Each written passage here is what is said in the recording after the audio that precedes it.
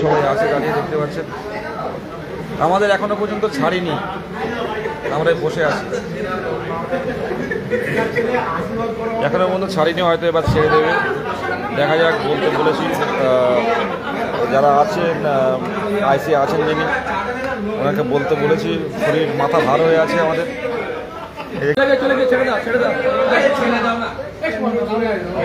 এবার কিছু বলো।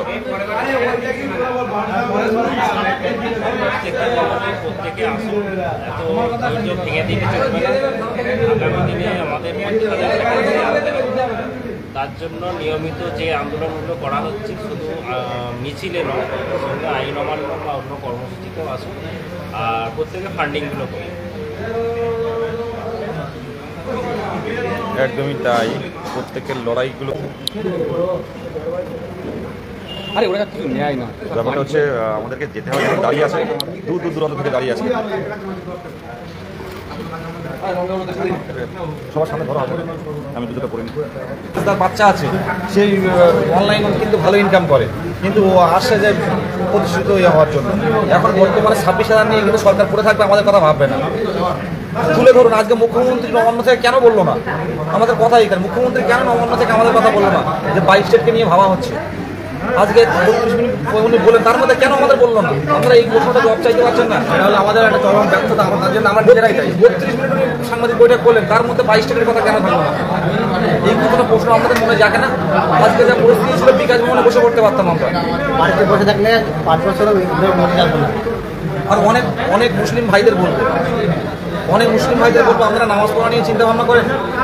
আমরা ভাবেন যে রোজা করে বাইরে যাবো, ঈদ, আমাদের ভাইরা নামাজ পড়ছে, অনেকে আছে ভাইরা নামাজ পড়েছে এখানে থানায় বসে, ঈশ্বরকে ডেকেছেন। যদি ইচ্ছে থাকে না, সবভাবে করা যায়, বুঝলেন? 3-4 জন নামাজ পড়েছে, আলাদা জায়গায় পুলিশ নিয়ে তাদেরকে ঠিক করে দিল, কিন্তু আমরা নামাজ পড়ো এখানে, ঠিকই তো। তারা কি করছে দেখার দরকার, এটা সম্প্রীতি বাংলায় একসাথে লড়তে হবে। এ কি, ও কি রং, ও কি বিরোধী, ও আমাদের পক্ষে, এটা ব্যাপার না। আমাদের নিয়ে কেউ কোনো কথা বলে না। মুখ্যমন্ত্রী 32 মিনিট বৈঠকের মধ্যে কেন 22 মিনিট কথা উল্লেখ থাকলো না? উনি 3 মাসের মধ্যে চাকরি হারাতে চাকরি ফিরিয়ে দেবেন, কিন্তু 3 মাসের মধ্যে আমাদের নিয়োগ হবে না। আরে আমরা ভুল, সেটা বলা হোক, তোমরা ভুল, তোমাদের চাওয়াটা ভুল, সেটা বলা হোক, তাহলে আন্দোলন করবো না। আমরা যদি ভুল হয়, আমাদের দাবি যদি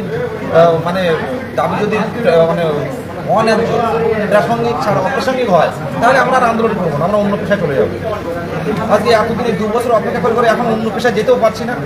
আবার নতুন করে আমরা ইন্টারভিউ পাচ্ছি, এই ছেলেটা এসছে এর থেকে এসছে, মানে কৃষ্ণনগর থেকে এসছে, বাড়িতে চাষবাস করে, বয়স হয়ে যত চাষবাস করে, তখন অবস্থাটা একটু বলে, এখন সিচুয়েশন বিয়ে টিয়ে করতে ইচ্ছা হয় না? বলো।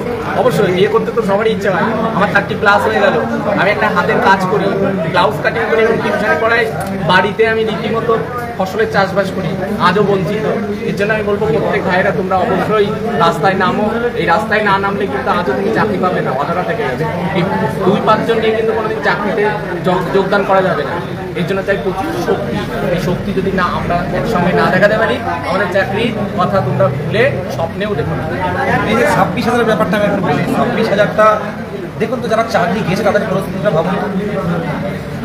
আর 22 স্টেটের চাকরি হলে আমি বলতে পারি 200% একটা চাকরি যাবে, সব ছোটে, প্রত্যেকের হাতে হাতে ওএমআর। আর এই যে 26,000 বাতিল হলে এদের ওএমআরটা নিয়ে সব ঘুরিয়ে গেছে।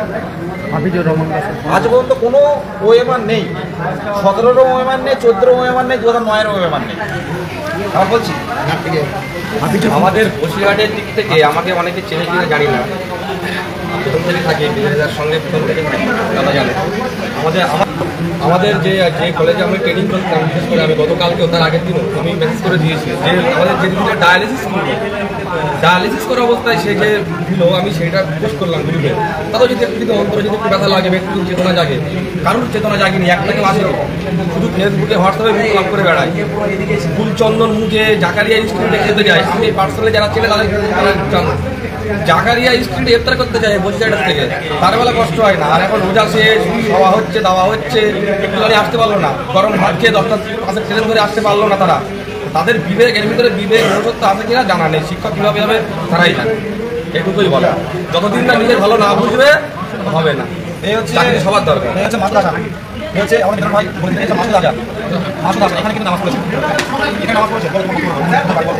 নর্থ সরকারের বন্যাকে পারি। তো মেইন বক্তব্য হচ্ছে আমরা যতদিন এই সরকারের চাপ সৃষ্টি না করবো আন্দোলন করে আমাদের ছিনিয়ে নিতে হবে। যারা বাড়ি বসে আছে তাদের বিবেক যেভাবে জাগ্রত হবে। আপনারা হয়তো ভাবছেন যে হবে কি হবে না, দেবে কি দেবে না, কিন্তু একটা প্রশ্ন আসে না, কেন দেবে না? কেন দেবে না? শুনে একটা ডেট ঠিক করছি, প্রত্যেকেই আসবেন। একটা ডেট কালকে ঠিক করে দেবো, একটা ডেট কালকে ঠিক করে প্রত্যেকেই আসবেন। আমাদের মারুক, মার খাবো। যদি অধিকার ছিনিয়ে নিতে যদি কলকাতার রাজপথে পুলিশের কাছে মার খেতে হয় তো খাবো। এর আগে তো আমাদের কেটে কেটে গেছিল। আজকে পুলিশ ভালো ব্যবহার করেছে, খারাপ ব্যবহার করেনি কোনোভাবে। তো আজকে কিন্তু বিকাশ ভবন অবরোধ করতে পারতাম, বিকাশ ভবন প্রতিরোধ করতে পারতাম। কিন্তু আবারও পরিষ্কারভাবে জানাচ্ছি, পুলিশকে, প্রশাসনকে বিপথে চালিত করা, প্রশাসনকে কোনো ক্ষতি করা, কোনো ভাঙচুর করা, এটা আমাদের উদ্দেশ্য না। আমরা শিক্ষক, আমাদের দীর্ঘ বঞ্চনার বিরুদ্ধে আমাদের যদি কেউ প্রতিরোধ করতে আসে আমরা শুয়ে পড়বো। আর কি করতে পারি আমরা? এই কথাটা প্রত্যেকের বলছি যে একটা ডেট ঠিক করছে, প্রত্যেকে আসুন। প্রতিকূলতা থাকবে, অসুস্থ বাড়ির লোক অসুস্থ থাকবে, বাড়ির লোকের সমস্যা থাকবে, আপনার সমস্যা থাকবে। কিন্তু ধরুন আজ যদি ইন্টারভিউ নোটিশ, আজকে যদি থাকতো, আমাদের ইন্টারভিউ থাকতো, আপনারা কি বাড়ি থাকতেন? বলুন তো আপনারা প্রত্যেকে। আদিত্য চলে এসে উত্তর দিনাজপুর থেকে, হ্যান্ডিক্যাপ, কথা বলতে পারে না। যাওয়ার সময় কানে কানে বললো পুলিশ অ্যারেস্ট করেনি। ভ্যাকান্সির দিকে একটু দেখো বিকেল বলে বেরিয়ে গেল। এর থেকে কষ্ট আর কিছু হতে পারে না। যাই দেখুন এবার তো সারা দেবে। 90% অফ দ্য অ্যাসপিরেন্ট বাড়ি অবহেলা করে এখানে আসে না। এটা হচ্ছে সবথেকে বড়। তারা ভাবছে সব মানে ইন্টারভিউ পড়া পড়ছে বাড়ি। ইন্টারভিউতে যে কী প্রশ্ন আদৌ আসবে, ইন্টারভিউ নোটিফিকেশনই এখন এলো না। ইন্টারভিউতে 5-5-10, অ্যাপটিটিউড টেস্ট ইন্টারভিউ 10। একটা ইন্টারভিউ মোটামুটি যারা টেট পাস করে বসে আছে বা বাড়িতে আমরা টুকটাক পড়াই বা অন্য কিছু থাকলেও বেশি একটা পড়ি, তাতে একটা রাউন্ড ফিগারে একটা আসবে। এমন কি নয় সবারই হাই নাম্বার থাকবে, সবাইকে 3 দেবে 2 দেবে এমন নয়। সব নাম্বার একটা মোটামুটি রেশিও করে আসবে। সব বাড়িতে যে হারে ইন্টারভিউর জন্য পড়ে একটা দিনও আসে না।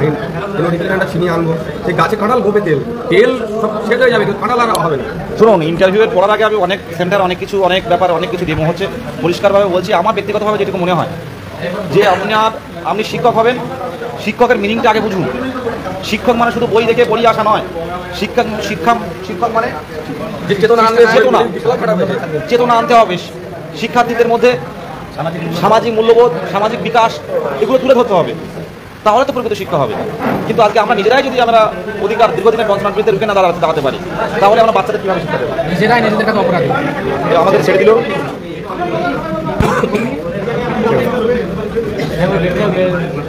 অবশেষে আমরা মুক্তি পেলাম।